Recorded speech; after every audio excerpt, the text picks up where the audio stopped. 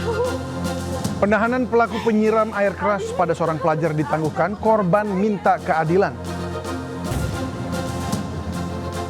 Mulai hari ini harga Pertamax Turbo dan sejumlah BBM non-subsidi naik.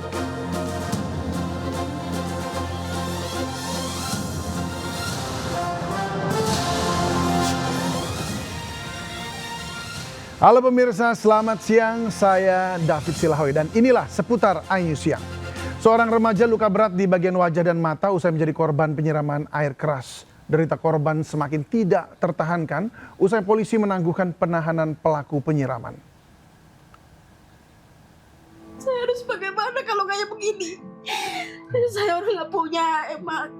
Saya nggak tahu hukum. Saya orang awam, tapi saya juga tahu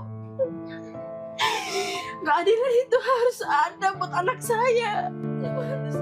Seorang ibu asal Johar Baru, Jakarta menangis pilu saat menceritakan kejadian yang menimpa putranya Muhammad Rizky, yaitu remaja usia 17 tahun yang masih duduk di bangku kelas 1 SMA. Rizky menjadi korban penyiraman air keras oleh sekelompok pelajar. Menurut ibu korban, penyiraman air keras terjadi ketika korban dan sejumlah temannya sedang berjalan kaki di Jalan Johar Baru 2. Tiba-tiba saja melintas sejumlah remaja berboncengan sepeda motor dan langsung menyiram korban dengan air keras. Akibat kejadian itu, Rizky menderita luka bakar serius di bagian wajah, mata, hingga ke leher. Saat korban masih terbaring lemah di tempat tidur, pihak keluarga mendapat kabar jika dua tersangka yang sebelumnya ditahan justru kini mendapat penangguhan penahanan melaporkan. Razia Pak Ogah terus digelar di kawasan Cengkareng, Jakarta Barat. Maraknya keberadaan Pak Ogah kerap meresahkan masyarakat dan pengguna jalan.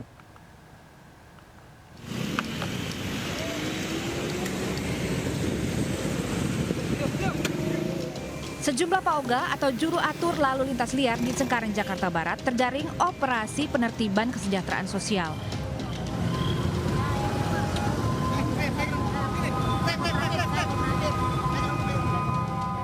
Dari operasi ini petugas mengamankan 2 PPKS yang berperan sebagai Pak Ogah. Sementara Pak Ogah lainnya berhasil kabur karena sudah mengetahui keberadaan petugas. Kedua Pak Ogah yang terjaring razia dibawa ke panti sosial untuk dibina lebih lanjut. Operasi ini dilakukan berdasarkan Peraturan Daerah Nomor 8 Tahun 2007 tentang Ketertiban Umum dan Perlindungan Masyarakat. Sejumlah lokasi yang menjadi sasaran penertiban antara lain Jalan Nirmala Cengkareng Barat, putaran balik imigrasi di Jalan Daan Mogot, serta eksit tol Rawabuaya di Jalan Outer Ring Road, Duri, Kosambi. Dari Jakarta, Rizky Malufi, iNews melaporkan. Ya, nah pemirsa, Pertamina akhirnya menaikkan sejumlah jenis harga bahan bakar minyak non-subsidi. Keputusan itu mulai berlaku hari ini, pemirsa. Nah, harga Pertamax Turbo RON 98 dijual seharga Rp19.400 per liter di Jabodetabek. Naiknya sebesar Rp6.300 dari sebelumnya. Begitu juga dengan Pertamax Green, harga BBM ini naik Rp900 menjadi Rp12.900 per liter. Kenaikan harga juga berlaku pada BBM jenis solar non-subsidi yaitu Dex Lite dan Pertamina Dex.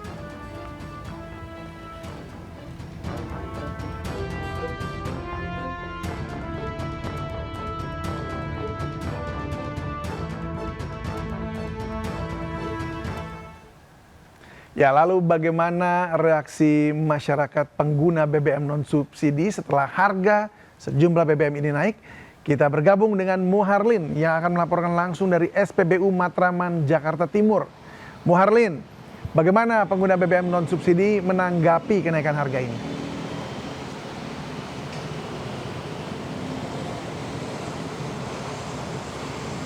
Ya baik, selamat siang David dan juga pemirsa. Ini untuk kalangan masyarakat ini memang tidak banyak begitu. Tadi saya sudah menanyakan ke beberapa masyarakat yang mengisi bensin di SPBU Matraman ini. Mereka banyak yang belum mengetahui jika harga sejumlah bahan bakar minyak ini mengalami kenaikan begitu. Dan untuk kondisi di SPBU Pertamina ini masih nampak normal seperti biasanya. Dan ini juga berkaitan dengan PT Pertamina yang per hari ini secara resmi telah menaikkan harga beberapa jenis bahan bakar minyak seperti diantaranya kenaikan harga terjadi untuk BBM jenis Dex Lite, Pertamax Turbo dan juga Pertamax Dex. Untuk harga Dex Lite ini David mengalami kenaikan sebesar Rp9.400 dari harga semula Rp14.200 per liter.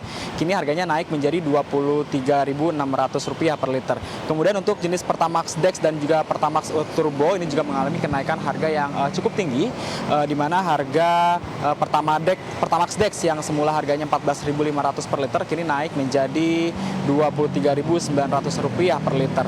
Untuk Pertamax Turbo ini mengalami kenaikan harga sebesar Rp6.300 dari harga semula Rp13.100 per liter, kini naik harganya menjadi Rp19.400 per liter. Namun untuk BBM jenis Pertamax 92 dan juga Pertalite ini harganya masih di kisaran harga normal dan masih berada di harga normal begitu David. Namun kenaikan atau penyesuaian yang dilakukan oleh PT Pertamina ini masih berlaku di beberapa wilayah saja, seperti di wilayah Jakarta, Jawa Tengah, Jawa Timur dan juga wilayah Banten.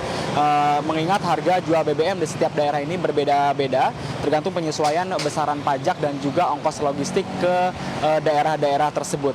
Dan David dan juga pemirsa, memang seperti yang sudah kita ketahui, untuk isu mengenai kenaikan harga BBM ini memang sudah ramai sejak beberapa bulan lalu diperbincangkan di masyarakat. Ini jika dikaitkan dengan kondisi ketegangan yang terjadi di Timur Tengah yang menyebabkan terhambatnya suplai bahan bakar minyak dunia ke sejumlah negara melalui Selat Hormuz, yang memang Selat Hormuz ini menjadi jalur vital begitu untuk perdagangan minyak dunia, yang kemudian memicu lonjakan harga minyak dunia secara global. David.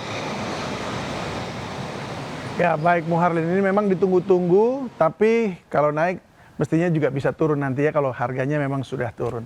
Baik, terima kasih untuk laporannya Muharlin. Pemirsa, tingginya harga biji plastik di tengah situasi geopolitik Timur Tengah yang tak menentu mulai berdampak pada pedagang perabot rumah tangga. Mereka harus bertahan agar tidak terus merugi.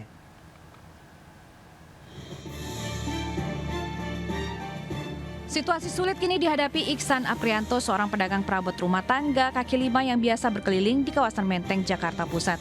Sejak harga biji plastik di pasaran terus naik akibat ketegangan di Timur Tengah, harga perabot rumah tangga berbahan plastik di tingkat distributor juga ikut merangkak naik. Kondisi ini membuat Iksan kebingungan, namun tak berani menaikkan harga jual karena khawatir ditinggal konsumen. Meski tidak menaikkan harga, lemahnya daya beli masyarakat saat ini membuat penjualan tetap menurun. Jika kondisi ini terus terjadi, maka bukan tidak mungkin jika Iksan dan pedagang perabot rumah tangga lainnya akan gulung tikar. Susah, tetap harga segitu. Jadi untung kita itu buat nombokin modal itu. Saat ini Indonesia masih bergantung pada impor nafta sebagai bahan baku utama biji plastik, khususnya dari kawasan Timur Tengah. Namun pasokan kini terganggu akibat konflik geopolitik yang mempengaruhi jalur distribusi di wilayah itu. Karena itu pemerintah memastikan akan mencari sumber pasokan alternatif dari sejumlah negara. Karena kita mencari alternatif dari India, Amerika, dan Afrika. Jadi kami sudah komunikasi dengan para produsen. Memang sudah dapat, cuman kan mungkin jumlahnya atau perlu waktu juga karena kan berpindah, dan sekarang kondisi perang kan mungkin pengapalan juga agak lama. Krisis bahan baku plastik tidak hanya dialami Indonesia, tetapi juga negara produsen besar lainnya. Untuk saat ini, industri dalam negeri masih mengandalkan persediaan yang tersisa sambil menunggu realisasi impor baru. Tim Liputan iNews melaporkan.